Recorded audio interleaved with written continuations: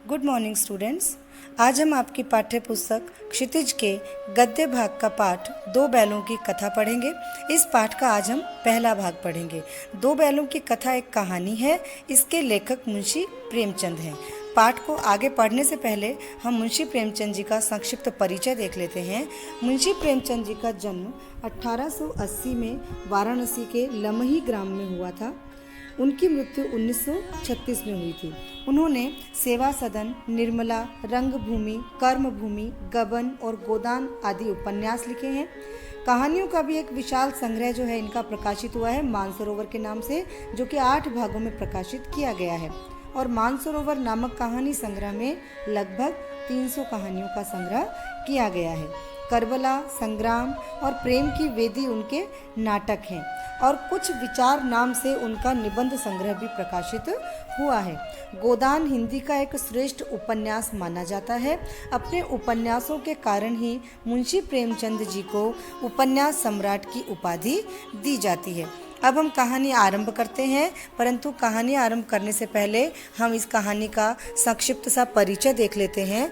दो बैलों की कथा के माध्यम से प्रेमचंद ने कृषक समाज और पशुओं के भावात्मक संबंध का वर्णन किया है। उन्होंने इस कहानी में यह भी बताया है कि स्वतंत्रता आसानी से नहीं मिलती, उसके लिए हमें संघर्ष करना पड़ता है। इस प्रकार परोक्ष रूप से ये कहानी आज़ादी के आंदोलन की भावना से भी जुड़ी हुई है। जैसा कि आप जानते हैं, प्रेमचंद जी आज़ादी के आंदोलन के समय एक सशक्त लेखक थे।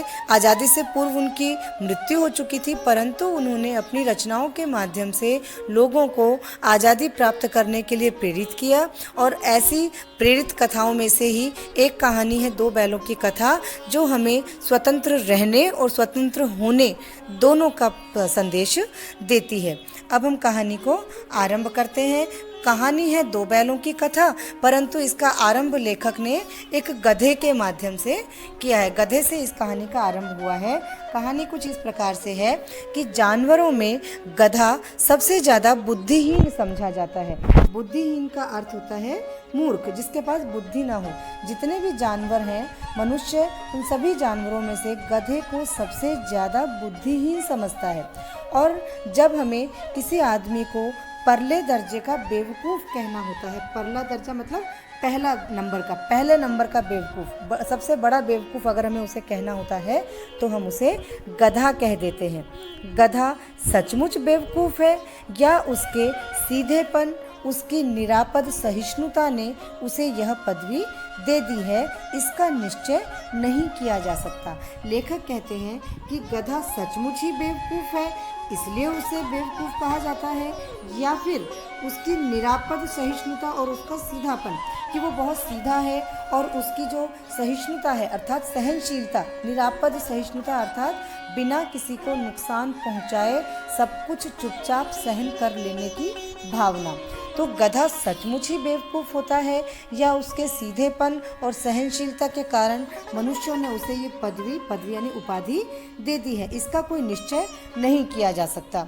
अगर हम अन्य जानवरों को देखें तो यहाँ पर लेखक जिक्र करते हैं गाय का, कि गाय को माँ कहा जाता है, परंतु गाय भी सींग मारती हैं और ब्याई हुई गाय तो अनायास ही सिंहनी का रूप धारण कर लेती है।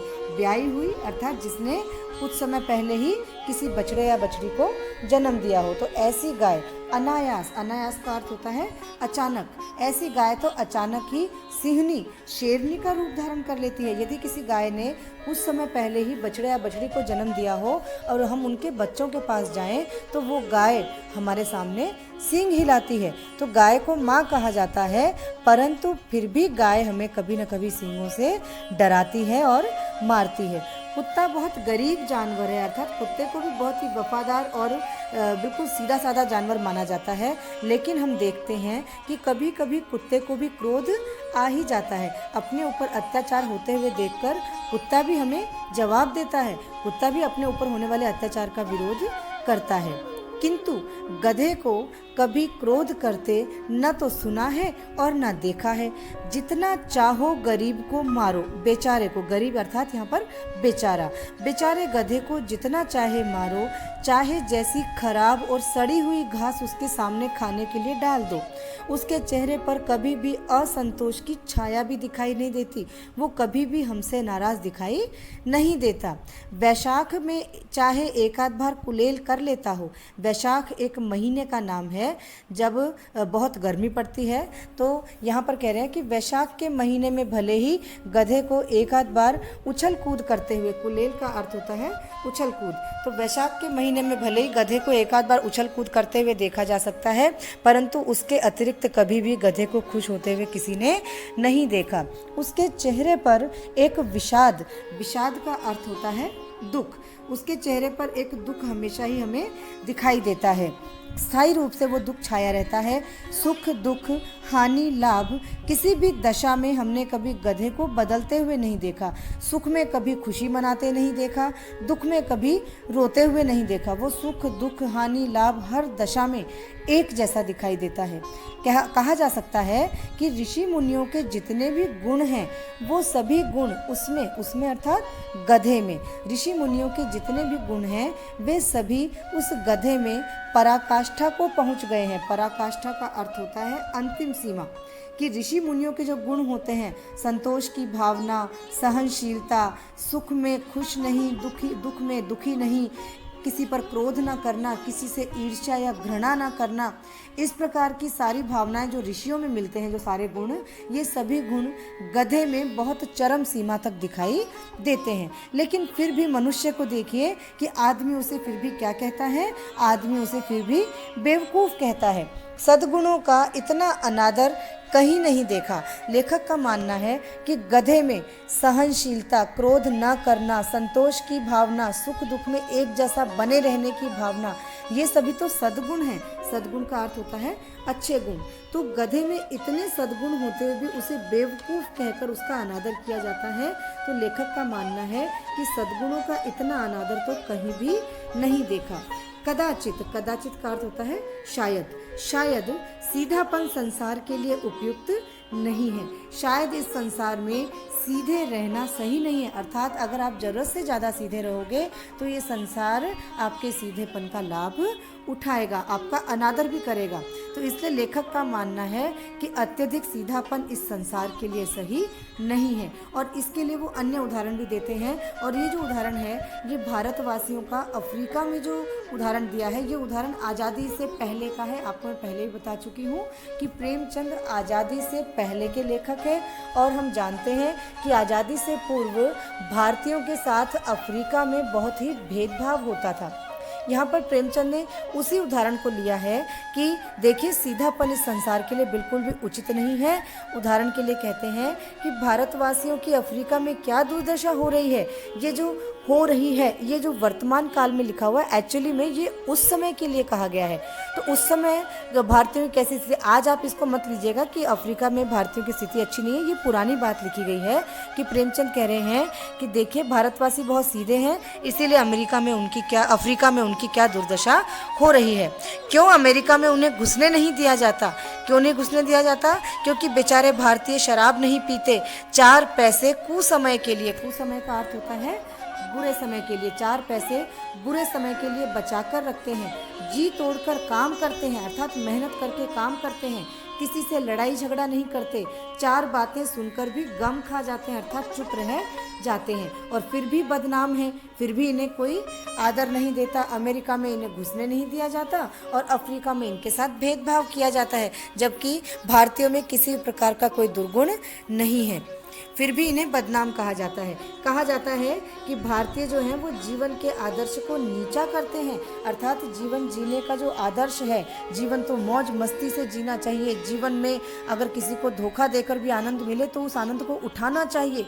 ये अमेरिका और अफ्रीका के निवासियों का आदर्श है कि जीवन जीने में आनंद उठाने के लिए यदि किसी को नुकसान भी पहुँचाना पड़े, यदि आपको कोई कष्ट भी उठाना पड़े आनंद प्राप्त करने के लिए, तो आप आसानी से आनंद प्राप्त कीजिए, आपको बिल्कुल किसी को नुकसान पहुंचाने में पीछे नहीं हटना चाहिए। ये अमेरिका निवासियों का आदर्श है, जीवन जीने का आदर्श, तो अमेरिका के निवासियों का मानना था कि भारतीय तो जीवन के आदर्श को नीचा करते हैं।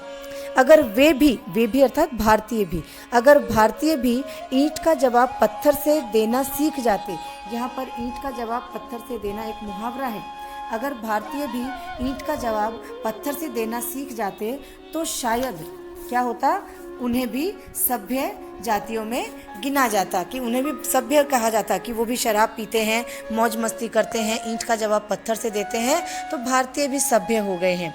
जापान की मिसाल सामने है, मिसाल का अर्थ होता है उदाहरण, मिसाल बोलते हैं उदाहरण को, कि जापान का उदाहरण सामने है।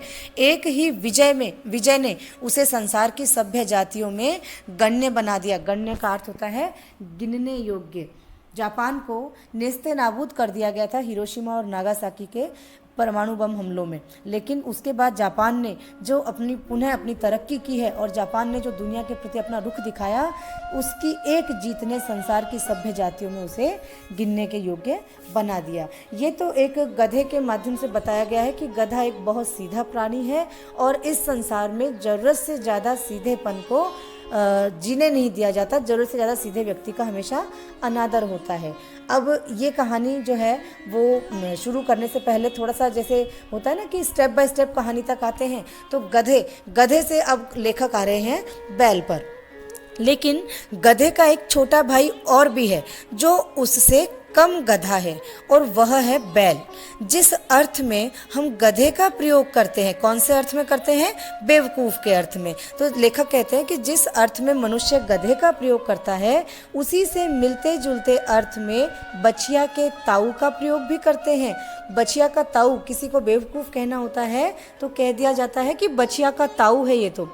बछिया का ताऊ, बछिया गाय के बच्चे को बोलते हैं, और यहाँ पर ताऊ एक मेल वर्ड है, एक ताऊ एक पुरुष के लिए कहा जाता है, बैल को मेल जानवर कहते हैं। तो कहते हैं किसी को अगर बेवकूफ़ कहना हो और उसे गधा ना कहना चाहें तो उसे बछिया का ताऊ भी कह दिया जाता है, और यहाँ बछिया का ताऊ का अर्थ होता है बैल। कुछ लोग बैल को शायद बेवकूफ़ों में सर्वश्रेष्ठ कहते हैं, मगर हमारा विचार ऐसा नहीं है। बैल कभी कभी मारता भी है, कभी कभी अड़ियल बैल भी देखने में आता है कि काम करने के लिए वो अड़ जाता है कि मुझे काम नहीं करना। तो इसका मतलब जो बैल है वो गधे जितना सीधा नहीं होता है, वो गधे जितना बेवकूफ़ नहीं होता है। वो तो विरोध भी करता है, वो मारता भी है, वो अड़ता भी है, और इसके अलावा अनेक कई रीतियों से मतलब तरीकों से, और भी कई तरीकों से वो अपना असंतोष प्रकट कर ही देता है। अतः सीधे जानवरों में या बेवकूफ़ जानवरों में बैल का स्थान गधे से नीचा है। अब जो है वो कहानी का वास्तविक आरंभ हो रहा है। हम कहानी को आरंभ करते हुए पढ़ते हैं कि झूरी काची के दोनों बैलों के नाम थे हीरा और मोती। झूरी काची एक किसान का नाम है, उसके पास बैलों की एक जोड़ी थी और उन दोनों बैलों के नाम थे हीरा और मोती। दोनों पछाई जाति के बैल थे। ये एक बैल की ब्रीड का नाम है पछाई। पछाई एक जाति है बैलों की, तो वो दोनों बैल पछाई जाति के थे।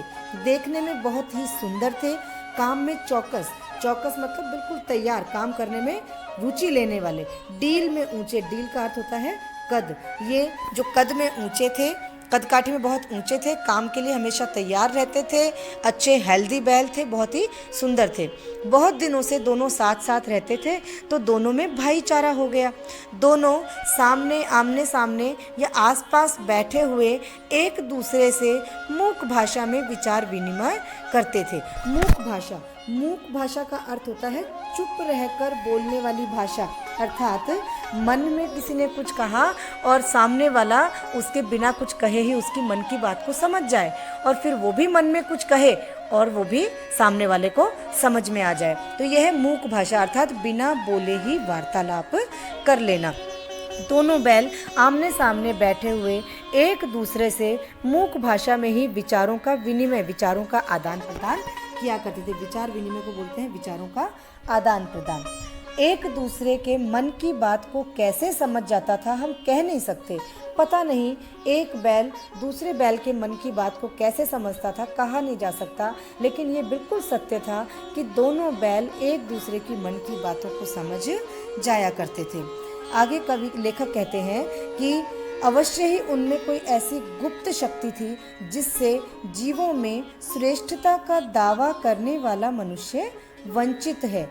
कोई ना कोई गुप्त शक्ति थी उनमें। लेखक का मानना है जरूर उन दोनों बैलों में, उन हीरा और मोती में कोई एक गुप्त शक्ति थी जिससे कौन वंचित है? मनुष्य वंचित है। ऐसा मनुष्य वंचित है जो कि अपने आप को जीवों में श्रेष्ठ मानता है। जीवों में श्रेष्ठता का दावा करने वाला मनुष्य वंचित है ऐसी शक्ति से।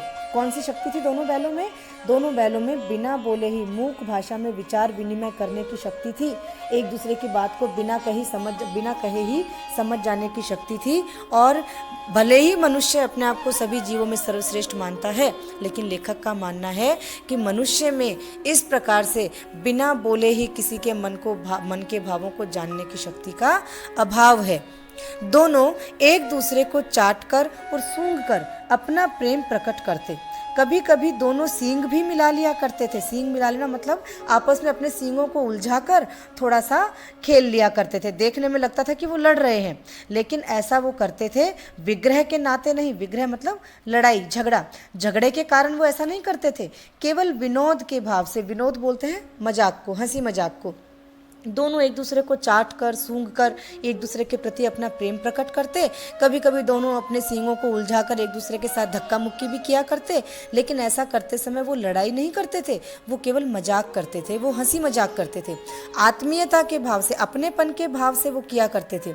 जैसे दोस्तों में घनिष्ठता होते ही धोल धप्पा होने लगता है, इसके बिना दोस्ती कुछ फुसफुसी और कुछ हल्की रहती है। आप लोग भी देखते होंगे जो आप बहुत क्लोज फ्रेंड्स हैं, जो आपस में बहुत नज़दीकी दोस्त हैं, वो एक दूसरे के साथ छीना झपटी भी करते हैं। एक दूसरे को धक्का लगा देंगे, एक दूसरे की पीठ पर अचानक से एक जमा देते हैं। तो ये असल में कोई लड़ाई नहीं हो रही होती है, ये केवल एक अपनेपन का भाव होता है। हम जिसको बहुत कम जानते हैं या जिससे हमारे बीच में कुछ गैप है, हमारे साथ उसकी इतनी आत्मीयता नहीं है, उसके साथ हम अचानक से झगड़ा नहीं कर सकते हैं। लेकिन हमारा जो दोस्त है उससे हम नाराज़गी भी दिखा देते हैं, उससे छीना झपटी भी कर लेते हैं, उससे धक्का मुक्की भी कर लेते हैं। और ये सिर्फ अच्छे दोस्तों में होता है। दोस्तों में घनिष्ठता होते ही ऐसा होने लगता है। धोल धप्पा मतलब कभी धक्का देना, कभी किसी के ऊपर चांटा लगा देना, किसी को धक्का लगा देना। तो ये धोल धप्पा जो है ये केवल नज़दीकी दोस्तों में होता है। अगर नज़दीकी दोस्तों में ये सब ना हो तो दोस्ती कुछ फुसफुसी, कुछ हल्की सी रहती है। अर्थात ऐसी दोस्ती में उतना गहरा प्रेम नहीं होता। गहरे प्रेम वाली दोस्ती में ही एक दूसरे के साथ खींचतान और हंसी मजाक चलती है। तो यहाँ पर हीरा मोती की भी दोस्ती बहुत गहरी थी, इसीलिए वो कभी कभी एक दूसरे के साथ मजाक के भाव से सींगों को उलझा लिया करते थे। जिस वक्त ये दोनों बैल हल या गाड़ी में जोते जाते थे और गर्दन हिला हिलाकर चलते थे, उस वक्त दोनों में से हर एक की चेष्टा का अर्थ क्या होता है? चेष्टा अर्थ होता है कोशिश, प्रयास। दोनों की कोशिश ये रहती थी कि ज़्यादा से ज़्यादा बोझ मेरी ही गर्दन पर रहना चाहिए, ताकि मेरे मित्र को कम से कम बोझ उठाना पड़े। दिन भर के बाद दोपहर या संध्या को दोनों को खोला जाता तो दोनों एक दूसरे को चाट चूट कर अपनी थकान मिटा लिया करते। जब दोनों को हल या गाड़ी से खोला जाता था तो दोनों सबसे पहले एक दूसरे को चाटते और अपने दिन भर के काम की थकान को मिटा लिया करते थे। नांद का अर्थ होता है वो एक छोटी सी बनाई हुई जगह जहाँ पर जानवरों को चारा डाला जाता है। ऐसा एक बर्तन नहीं कह सकते हैं। आपने देखा होगा कि ईंटों आदि से एक छोटा सा जगह बना दी जाती है, थोड़ी गहरी होती है, उसमें जानवरों के लिए चारा आदि डाला जाता है, तो उसे नांद कहा जाता है। तो नांद में खली भूसा पड़ जाने के बाद, ये खली और भूसा ये जानवरों का भोजन है। खली भूसा पड़ जाने के बाद दोनों एक साथ उठते, एक साथ नांद में मुंह डालते, एक साथ ही बैठते। एक मुंह हटा लेता तो दूसरा भी हटा लेता था। अर्थात इतना प्रेम था कि एक साथ खाने के लिए उठते, एक साथ खाने के लिए नांद में मुंह डालते और एक साथ ही अपने मुंह को वहाँ से हटा लिया करते और खाकर एक साथ ही एक स्थान पर एक साथ ही बैठ जाया करते थे। तो इस प्रकार से इस पैराग्राफ में हमने क्या पढ़ा कि झूरी काची के दो बैल थे, हीरा और मोती। दोनों में बहुत अच्छी मित्रता थी। दोनों एक दूसरे से हंसी मजाक भी करते थे और काम करते समय कोशिश करते थे कि ज़्यादा से ज़्यादा बोझ जो है वो मेरे ऊपर रहे, और भोजन आदि भी दोनों एक साथ ही किया करते थे। संयोग की बात है, अर्थात एक बार कुछ ऐसा संयोग हुआ कि झूरी ने एक बार गोई को ससुराल भेज दिया। गोई का अर्थ होता है जोड़ी। जो दोनों बैलों की जोड़ी थी उसे अपने ससुराल भेज दिया। झूरी किसान ने अपने ससुराल उन बैलों की जोड़ी को भेज दिया। क्यों भेजा? क्योंकि झूरी का जो पत्नी का भाई था, झूरी का जो साला था, उसका नाम गया है। गया अपने खेतों में काम करवाने के लिए कुछ दिनों के लिए झूरी से उसके बैल मांगने के लिए आया था। तो झूरी ने अपने बैलों की जोड़ी को अपने साले गया के साथ ससुराल भेज दिया। बैलों को क्या मालूम कि वो क्यों भेजे जा रहे हैं। उन्होंने क्या समझा? उन्होंने समझा कि मालिक ने तो हमें बेच दिया। अपना यूं बेचा जाना उन्हें अच्छा लगा या बुरा कौन जाने, पर झूरी के साले गया को घर तक गोई, अर्थात गोई का मतलब क्या होता है? गोई का मतलब होता है जोड़ी। तो जो झूरी था उसके साले गया को वो जोड़ी घर तक ले जाने में दांतों पसीना आ गया। दांतों पसीना आने का अर्थ क्या होता है? ये एक मुहावरा है, मतलब बहुत मेहनत करनी पड़ गई, बहुत थक गया वो। तो नहीं पता कि बैलों को अच्छा लगा या बुरा लगा, पर बैलों को लगा कि हमें बेच दिया गया है। और जब बैलों को झूरी का साला गया अपने घर ले जा रहा था, तो वो जोड़ी घर तक ले जाते उसे तो दांतों पसीना आ गया। वो बहुत परेशान हो गया। क्यों? क्योंकि बैल जाना नहीं चाहते थे और वो उन्हें ज़बरदस्ती हाँकता हुआ ले जा रहा था। तो बैलों ने उसे बहुत परेशान किया। पीछे से हाँकता तो दोनों बैल दाएं और बाएं भाग जाते, मतलब अलग अलग दिशाओं में भाग जाता। वो किसको पकड़ता, उसके लिए बड़ी समस्या हो जाती। पगहिया पकड़कर आगे से खींचता। पगहिया का अर्थ होता है गले में बांधे जाने वाली वो रस्सी जिसका एक सिरा खूंटे से बंधा हुआ होता है। तो जब वो पगहिया पकड़कर उन्हें आगे खींचता तो दोनों पीछे की ओर जोर लगा लेते। मारता तो दोनों सींग नीचे करके उसे हुंकारते, उसे मारने का प्रयास करते, उसे डराते। तो इस प्रकार से जो गया था वो बैलों की जोड़ी को अपने घर तक ले जाने में बुरी तरह से थक गया था। बहुत मुश्किल से वो उन्हें अपने घर तक लेकर आया। अगर ईश्वर ने उन्हें वाणी दी होती, उन्हें किन्हें? हीरा मोती को। अगर ईश्वर ने हीरा मोती को वाणी दी होती तो वो झूरी से जरूर पूछते कि तुम हम गरीबों को क्यों निकाल रहे हो? हमने तो तुम्हारी सेवा करने में कोई कसर नहीं उठा रखी। अगर इतनी मेहनत से काम न चलता तो और काम ले लेते। हमें तुम्हारी चाकरी में मर जाना कबूल था। चाकरी अर्थात नौकरी, पर हमें बाहर मत निकालो। लेखक कहते हैं कि अगर ईश्वर ने हीरा मोती को वाणी दी होती, अगर भाषा दी होती, तो वो ज़रूर अपने मालिक से पूछते, झूरी से पूछते कि तुम हम गरीबों को क्यों निकाल रहे हो? हमने तुम्हारी सेवा में कभी कोई कमी नहीं रखी। अगर इतनी मेहनत से काम नहीं चल रहा था तो तुम हमसे और मेहनत ले लेते, पर हम तुम्हारी नौकरी में मर जाना मंजूर है, कबूल है, लेकिन हमें बाहर मत निकालो। हमने कभी दाने और चारे की शिकायत भी तुमसे नहीं की। तुमने जो कुछ खिलाया वो सिर झुकाकर चुपचाप खा लिया। फिर तुमने हमें इस जालिम के हाथों क्यों बेच दिया? संध्या के समय दोनों बैल अपने नए स्थान पर पहुँचे। दिन भर के भूखे थे, लेकिन जब नांद में लगाए गए, जब उनको नांद के पास बांधा गया, तो दोनों में से किसी एक ने भी उसमें मुंह न डाला। किसी का भी कुछ खाने का मन नहीं किया, क्योंकि दोनों को ही झूरी का घर याद आ रहा था। दिल बड़ा भारी हो रहा था। दिल भारी होना एक मुहावरा है जिसका अर्थ होता है बहुत ही उदास होना। तो दिल बड़ा भारी हो रहा था। जिसे उन्होंने अपना घर समझ रखा था वो घर उनसे आज छूट गया था, और ये नया घर, नया गांव, नए आदमी उन्हें बेगानों से लग रहे थे। बेगानों का अर्थ क्या होता है? पराए। तो उन्हें ये नई जगह, नया मालिक, नए लोग, नया गांव कुछ भी अच्छा नहीं लग रहा था, सब पराया लग रहा था। इसलिए दोनों का मन बहुत उदास था। तो उन्होंने नए स्थान पर जाकर खाने के लिए नांद में मुंह नहीं डाला। दोनों ने अपनी मूक भाषा में सलाह की। मूक भाषा वही एक दूसरे से बिना बोले एक दूसरे की भाव को पहचान जाना। तो दोनों ने एक दूसरे से मूक भाषा में सलाह की। एक दूसरे को कनखियों से देखा। कनखियों का अर्थ क्या होता है? कनखियों का अर्थ होता है आंखों के किनारों से देखना।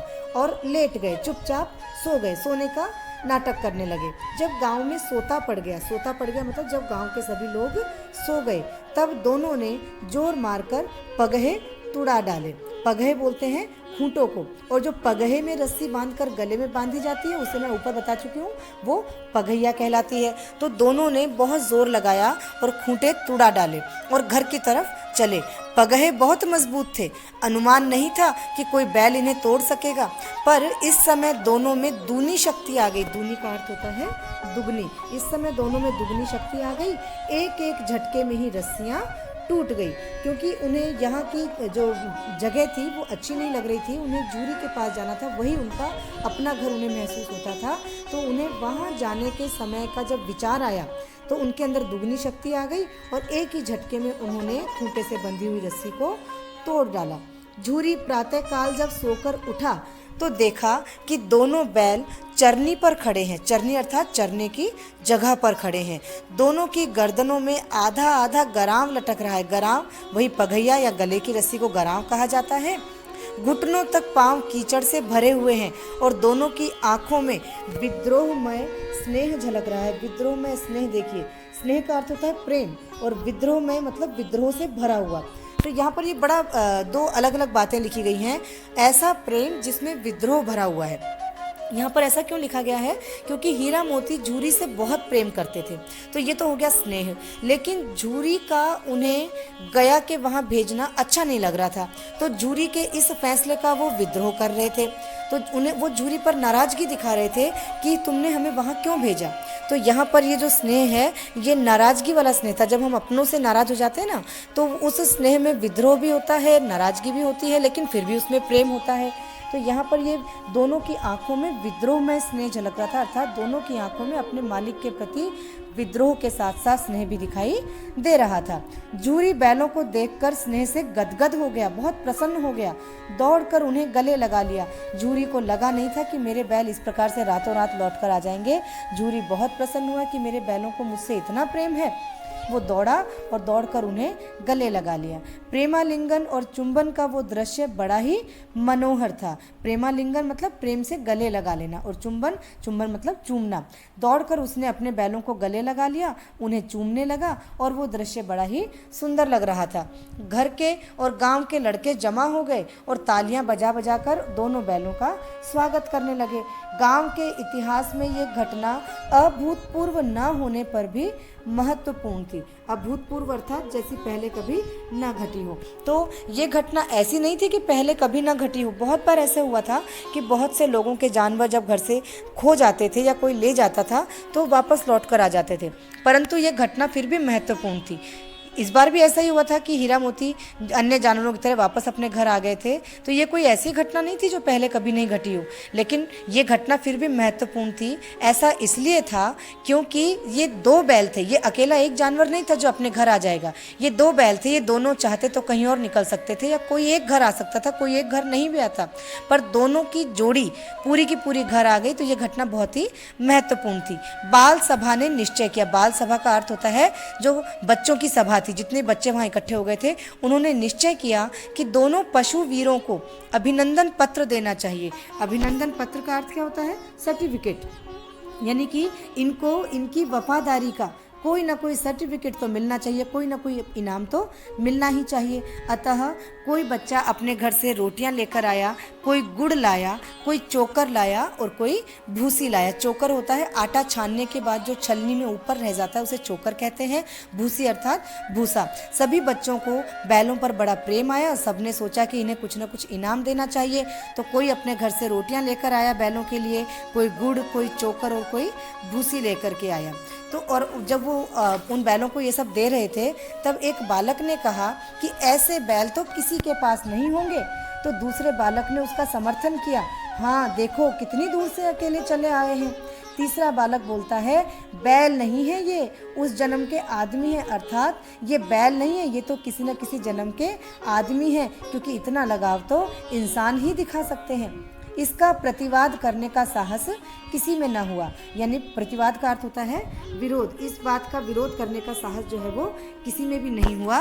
किसी ने भी इस बात का विरोध नहीं किया कि ये बैल नहीं है, ये आदमी है। झूरी की जो स्त्री थी, झूरी की जो पत्नी थी, उसने जब बैलों को द्वार पर देखा तो जल उठी अर्थात बहुत ही क्रोधित हो गई। उसे बहुत गुस्सा आया क्योंकि उसके घर से, उसके भाई के घर से बैल लौट कर आ गए थे। तो वो बैलों को गाली देते हुए कहती है, कैसे नमक हराम बैल हैं कि एक दिन वहाँ काम न किया और भाग खड़े हुए। झूरी अपने बैलों पर यह आक्षेप सुन न सका। आक्षेप मतलब जो ये आरोप लगाया गया था, आक्षेप का अर्थ होता है आरोप। झूरी अपने बैलों पर यह आरोप न सुन सका। तुरंत कहता है, नमक हराम क्यों है चारा दाना न दिया होगा तो क्या करते, तुम्हारे भाई ने इन्हें चारा दाना आदि नहीं डाला होगा तो बेचारे क्या करते, तो इनको यहाँ पर आना ही था। स्त्री ने बड़े रौब के साथ कहा, हाँ बस तुम ही हो जो बैलों को खिलाना जानते हो, और तो सब पानी पिला पिला कर रखते हैं। वो ताना मारते हुए कहती है कि तुम्हें लगता है कि तुम ही बैलों को खिलाते हो, बाकी सब तो पानी पिलाते हैं। ऐसा नहीं है, मेरा भाई भी घर पे जानवरों को खाना खिलाता है। तो झूरी ने उसे चिढ़ाया कि चारा मिलता तो क्यों भागते, अर्थात तुम्हारे भाई ने इन्हें चारा नहीं दिया होगा।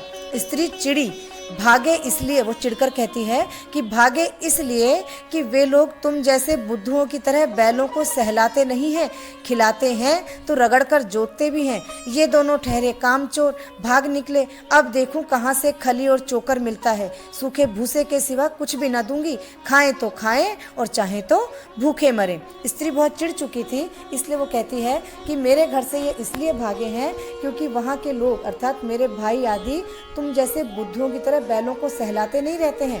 अगर वो उन्हें खिलाते हैं तो उन्हें रगड़कर जोतते भी हैं, अर्थात उनसे जमकर काम भी लेते हैं। और तुम्हारे ये दोनों बैल तो कामचोर हैं, उनसे काम किया नहीं गया, अतः वहाँ से भाग निकले। लेकिन अब मैं देखती हूँ कि कहाँ से इन्हें अब खली और चोकर मिलेगा। मैं इन्हें ऐसा कुछ भी नहीं दूंगी, सिर्फ इनके सामने सूखा भूसा डालूंगी, खाएं तो खाएं और नहीं तो चाहे भूखे मरें। और वही हुआ, मजूर को कड़ी ताकीद कर दी गई। ताकीद का अर्थ होता है आदेश दे देना, निर्देश दे देना। मजदूर को, मजूर मतलब मजदूर, घर के मजदूर को कड़ा आदेश दे दिया गया कि बैलों को खाली सूखा भूसा दिया जाए। बैलों ने जब नांद में मुंह डाला तो फीका फीका लगा, ना कोई चिकनाहट ना कोई रस, क्या खाएं।